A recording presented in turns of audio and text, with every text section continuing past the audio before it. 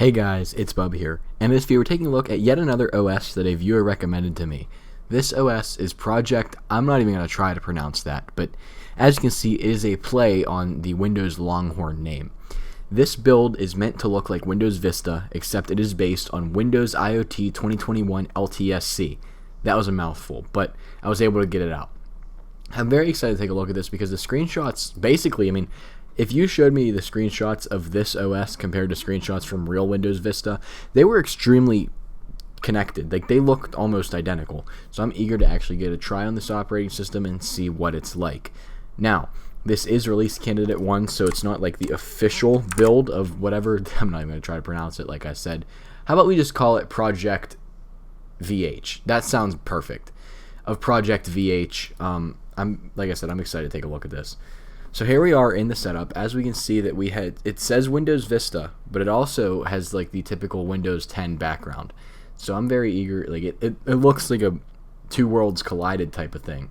And that's even weirder. What this new Windows logo with this background. But there we go. Now it changed. So, all right, let's get into setup is starting. We don't have a product key, so we're going to skip it. And now we really look like we're in Windows Vista, right? Like, I couldn't tell the difference if you showed me this. Well, aside from the modern terms from June 2021. Like, this is exactly like Vista.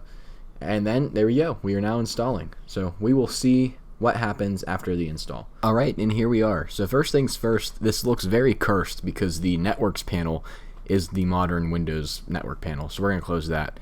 And wow, here we are. So before we go ahead and actually install VMware tools to get you guys a little bit better viewing experience, let's go ahead and read the release notes. It is the successor to Vista R2, so it has more accuracy to Vista. Windhawk pre-installed, blah, blah, blah, blah, blah. Here's some changes. Some issues. Our few apps are still using Windows 10. Mail and update don't work, and that's about it.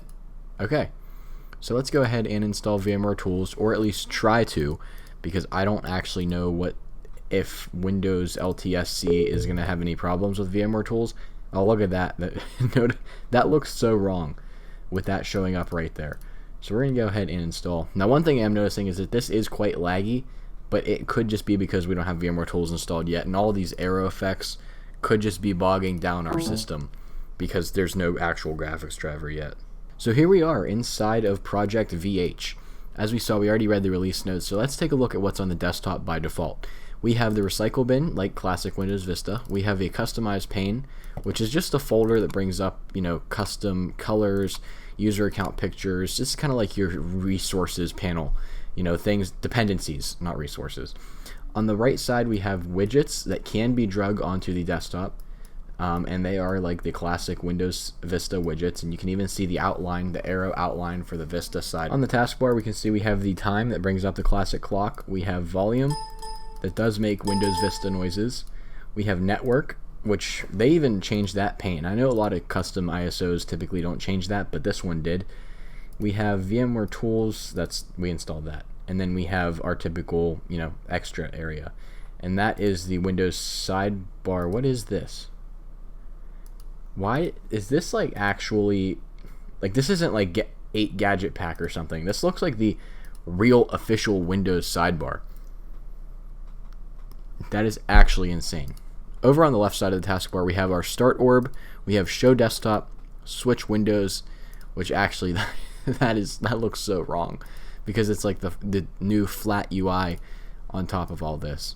And then we have Windows Media Player with songs actually already built in.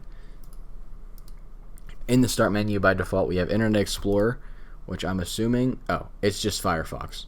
Yeah, it looks like Firefox that's just themed to be Internet Explorer, which isn't necessarily a bad thing. Like, at least you can use it. At least you can still use the internet, or the supposed Internet Explorer. And just so you guys know, if you download this, when it says your browser is being managed by your organization, that doesn't mean that they can see everything you're doing. As you can see, the only policy that's applied is disable app update. Which then implies it because you're applying enterprise grade policies to the browser. That's why it says managed, but like you're not linked to any organization. It's just a policy that's been applied. Back in after my little spiel, we have Windows Media Center, which I'm hoping is it'll play the sound. I love the sound that it plays. There we go. anyways, Windows Media Player, Windows Photo Gallery, Windows DVD Maker, and Windows Calendar. So basically, I feel like this is trying to replicate Vista Ultimate, not necessarily anything else. User, which is our username, so it did make that by default. We didn't actually have an out-of-box experience. Documents, I mean, like I said, this is so close to Windows Vista, it's not even funny. Pre-installed apps, we have, let's see, default programs, IE Explorer, Calendar, Contacts, DVD Maker, Fax and Scan, Live Messenger, Mail, Media Player, Media Center, Movie Maker, Photo Gallery, Update, typical accessories, we won't go through all of those.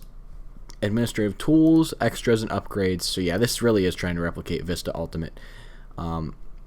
Purple Place, if you've been on this channel for a long time, you know Purple Place is my favorite game on Windows Vista. It just brings up so many memories from my past when I used to have Vista. Moving down, we have maintenance and then the startup folder, which is of course empty. Now opening File Explorer, we can see that this is taking up, let's see, 48.3 gigs out of the 60 gig drive, so not that bad, what a typical Windows install would take up. In Task Manager, we can see that even this looks like the old Task Manager. We're using 1.5 gigabytes out of 8 gigs of RAM, 0% CPU usage, so not bad at all. I mean, not like Tiny 11 grade, but this never claimed to be Tiny 11 grade. This always claimed to be something else.